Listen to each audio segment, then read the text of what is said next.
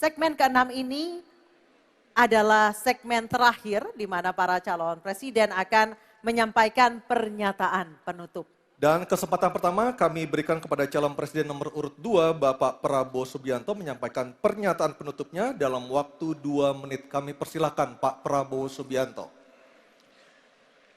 Saudara-saudara sekalian, kita patut bersyukur bahwa dalam beberapa dasawarsa ini negara kita terhindar dari konflik bersenjata dengan negara asing. Ini berkat kepemimpinan dan kenegarawanan pemimpin-pemimpin kita. Untuk itu, saya ucapkan terima kasih dan saya mengajak kita semua mengucapkan terima kasih kepada semua pemimpin dan presiden kita terdahulu. Juga saya bertekad manakala saya menerima mandat dari rakyat untuk tetap menjalankan politik bebas aktif, non-blok, menghormati semua negara, menjadi tetangga baik bagi semua negara di kawasan kita, menjaga jarak yang tidak terlalu jauh tapi juga tidak terlalu dekat dengan semua kekuatan, menjalin kerjasama ekonomi. Saya juga ucapkan terima kasih dan mengajak semuanya mengucapkan terima kasih kepada seluruh prajurit TNI dan Polri dan ASN di seluruh Indonesia yang telah bekerja keras untuk menjaga kita sehingga kita seperti sekarang siap untuk tinggal landas, siap untuk bangkit menjadi negara maju. Kita perlu untuk mempertahankan sistem yang sudah baik.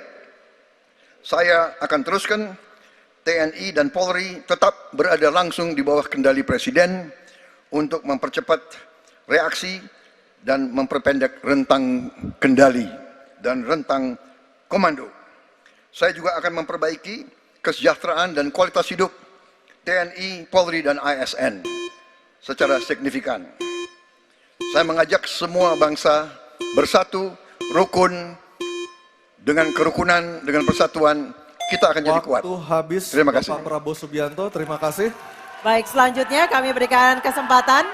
Baik, oke tenang dulu, tenang dulu. Kami beri kesempatan untuk calon presiden nomor urut 3 Bapak Ganjar Pranowo untuk menyampaikan pernyataan penutup. Waktu Bapak 2 menit, silakan. Terima kasih.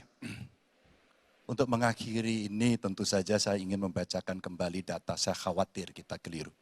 Kalau dari buku himpunan RKAKL 2019-2004, anggaran Kementerian Pertahanan 2019 107,158, 2020 127,358, 2021 136,996 triliun.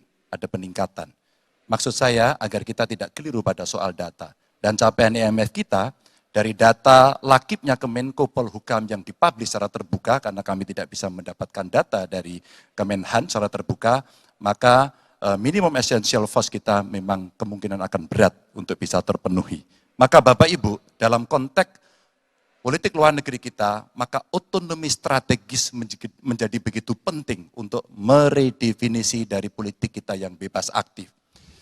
Duta besar cyber menjadi penting karena problem besar kita hari ini adalah pada dunia digital. Maka kita perlu duta besar ini untuk merespon perubahan-perubahan global yang ada. Duta besar krisis iklim kita perlukan, garda samudra sebagai strategi baru dari poros maritim dunia.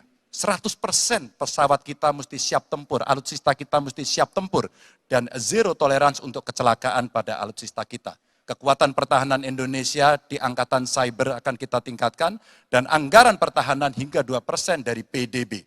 Keamanan mendorong pada profesionalisme kepolisian yang mau tidak mau harus kita lakukan. Badan Cyber Polri kita dorong sampai satuan baru di setiap Polda untuk TPPO, kekerasan terhadap perempuan dan anak.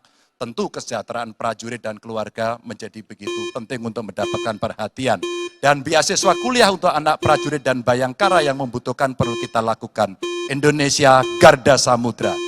We are Waktu Groot. habis, Bapak Ganjar Pranowo. Oke, tenang dulu. Baik, kesempatan berikutnya kami berikan kepada calon presiden nomor 1, Bapak Anies Baswedan menyampaikan pernyataan penutupnya dalam waktu 2 menit. Silakan Pak Anies. Sebagai Presiden Republik Indonesia, maka prioritas pertama dan terutama adalah memastikan rasa aman pada tiap keluarga dan setiap jengkal tanah Indonesia. Dan itu artinya kita memastikan bahwa mereka yang diberi tugas untuk mengamankan dipikirkan kesejahteraannya. Memastikan bahwa kenaikan gaji tiap tahun, memastikan mereka punya rumah dinas, memastikan kesejahteraannya aman. Sehingga mereka bisa konsentrasi. Siapa itu? TNI, Polri, termasuk ASN di bidang pertahanan. Itu kunci nomor satu. Yang kedua, ketika kita berbicara tentang menjaga keamanan, maka kita juga berbicara tentang bagaimana pelibatan kita di dalam kancah internasional. Presiden akan menjadi panglima diplomasi dunia Indonesia di tingkat dunia. Hadir, mewarnai, membawa nilai-nilai Indonesia. Dan seperti juga di debat ini, tidak banyak ruang diberikan untuk berbicara di forum global. 2 menit, 3 menit itulah waktunya. Tapi di situ seninya, bagaimana kompleks gagasan, kompleks ide disampaikan secara lugas. Dan ketika Indonesia menyampaikan posisinya tegas, maka kita tidak akan ragu. Kita memperjuangkan penghapusan penjajahan di muka dunia. Maka Indonesia tidak sungkan untuk mengatakan pada negara manapun, hentikan penjajahan di tanah Palestina. Dan usahakan itu lewat diplomasi ke seluruh tempat. Bukan cuma sekedar statement dari Menteri Luar Negeri, tapi serius menjajaki seluruh kekuatan. Kita menginginkan Indonesia kembali menjadi kekuatan yang disegani. Dan mulainya dari mana? Dari pemimpin yang menjunjung tinggi etika, pemimpin yang menjunjung tinggi ilmu pengetahuan, pemimpin yang terbuka atas gagasan mempertahankan Indonesia atas ancaman-ancaman baru. Dan itu artinya kita hadir di berbagai wilayah di dalam pertemuan-pertemuan global membawa aspirasi Indonesia. Kita kirim pesan, we will no longer absence. Indonesia will be present and Indonesia will color the world. Indonesia absence no more, respected Waktu forever. habis, Pak Anies. Terima kasih Pak Prabowo, Pak Ganjar, dan Pak Anies sudah memberikan closing statement atau pernyataan penutupnya untuk malam hari ini. Dan kita berikan apresiasi kepada para calon presiden 2024 yang telah merampungkan seluruh rangkaian debat pada malam hari ini. Hadirin kami persilakan untuk tepuk tangan.